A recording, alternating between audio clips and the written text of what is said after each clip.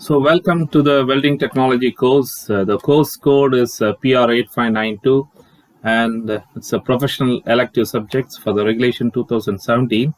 And in this video session, we'll be studying about Unit 4 other welding process.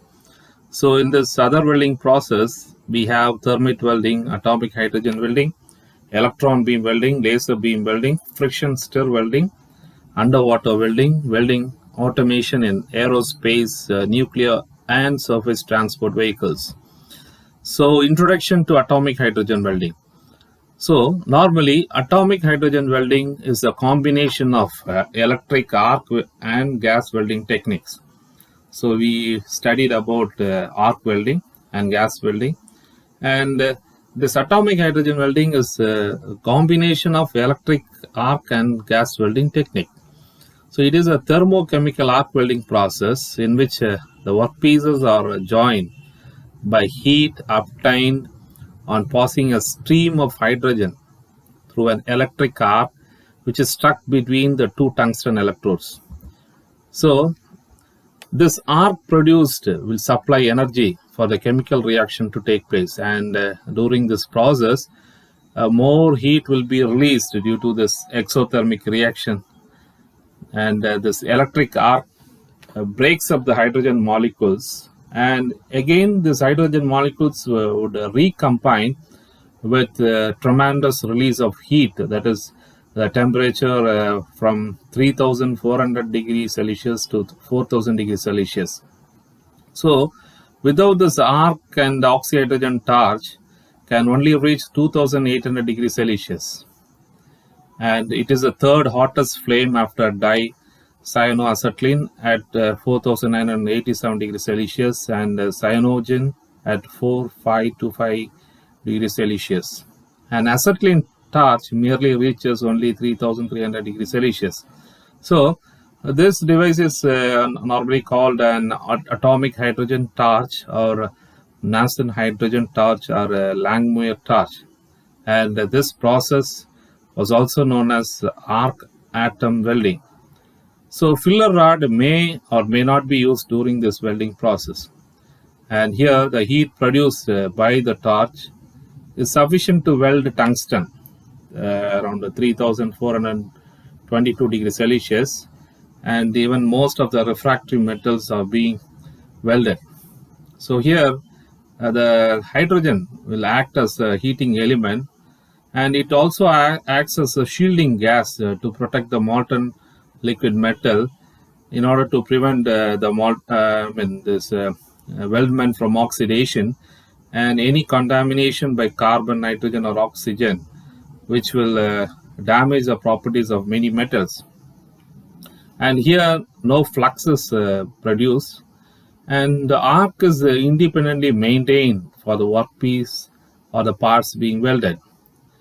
And here the hydrogen gas is normally diatomic, but where the temperatures are over 6000 degrees Celsius near the arc. So when the hydrogen strikes a relatively cold surface, it will recombine into its diatomic form, releasing the energy that is associated with the formation of bond.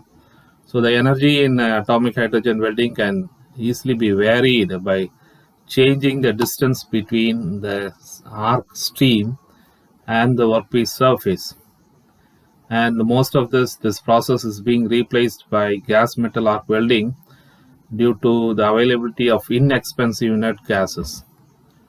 And here in this process, arc is maintained entirely independent of the work or the parts being welded. And the work is a part of an electric circuit only to the extent that a portion of the arc comes in contact with the work, at which time a voltage exists between work and each electrode. And this type of welding is normally different from that of the shielded metal arc welding, in which the arc is independent of a base metal, making electrode holder as a mobile without arc getting extinguished.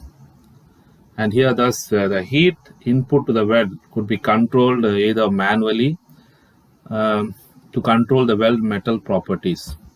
So this is the equipment which we have here, and this is the electrode clamp. You have two electrode clamps here, and which holds the tungsten electrodes, and you have an insulator here, and you have a trigger here, and you have this power cable connected to this electrode, tungsten electrode, and these are the hoses, and you have this so this process has following special features, that is high heat concentration is obtained, and this hydrogen would act as a shield against oxidation.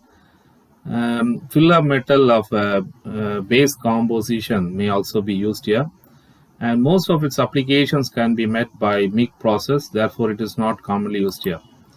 And these are all the equipments. You have the two tungsten electrode and the hydrogen gas cylinder with regulator, and you have this electrode holder or torch, 3000 volt AC power supply machine with controller, and the filler rod if needed. So these are the main parts of the tungsten electrode. So the tungsten electrode in this welding process, the welding torch has two tungsten electrodes, and which are inclined adjacent to produce and maintain a stable arc. So you can find out from this diagram, these are the two tungsten electrodes which are held in the electrode clamp, and these electrode holders are used to hold the tungsten electrodes, and you have the nozzles. Annular nozzles are present around the tungsten electrodes, through which the hydrogen gas comes out, supplied from the hydrogen gas cylinder. And you have a hydrogen gas cylinder separately. This cylinder is filled with hydrogen gas, is to supply hydrogen gas at the required places in the welding process. And you have an AC power supply, 300 volt AC power supply machine with the controller is required in this process. And you have a transformer. It produces arc and maintain it, and it has an open circuit voltage of 300 volts. And filler rod is optional. You may or may not use it. And you have a pressure regulator valve, and over the hydrogen gas cylinder, it is used to measure the pressure in the cylinder, and it is connected to the electrode handle so that the hydrogen gas reaches the required place. And finally, it is the workpiece plates which are going to be joined, and joint is created over this work plates, and they are joined together. Dirts, oxides, and other impurities are removed from the workpiece, and a good quality weld is obtained. So coming to the applications of atomic hydrogen welding, mainly used where rapid welding is required in cases of the stainless steel and other special alloys. It is used for welding most of the ferrous and non-ferrous metals, and thin sheets of metals and small diameter alloys can be welded. And it is used for repairing dies and tools, hard surfaces, and joining parts. Very precision welding like correcting machining errors may be done by using atomic hydrogen welding. So advantages of atomic hydrogen welding. See, the welding process is very fast, and hydrogen itself acts as a shielding gas. So you need not require any separate shielding gas. So there is very little distortion of the flame as the intense flame is obtained, which can be concentrated at the joints. So here the electrodes remain cool as the hydrogen gas flows by the electrodes in the holder, and this increases the electrode life. And here the flow of hydrogen gas and the arc can be easily controlled by the operator, and hence the heat produced can also be controlled. Alloys can be melted without fluxes and without surface oxidation to the powerful reducing action of the atomic hydrogen. And you do have this disadvantages of atomic hydrogen welding. This process is mostly costly as compared to other welding process, and you require skilled operators who are operating the welding process. And large quantities of metals cannot be deposited using this welding process, and only this welding can be done on flat positions, and this process is riskier as hydrogen is a highly inflammable gas. So with this we come to an end to this atomic hydrogen welding. So thank you.